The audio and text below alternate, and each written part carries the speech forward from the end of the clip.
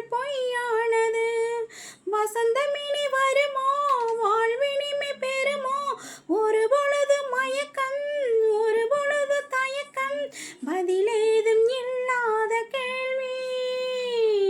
அழகு மலராட அபிநயங்கள் கூட, சிலம்பொழியும் புலம்புவதை கேள். விரல் கொண்டு மீட்டாமல் வாழ்கின்ற வீணை, குளிர் வாடை கொஞ்சாமல் கொதிக்கின்ற சோலை.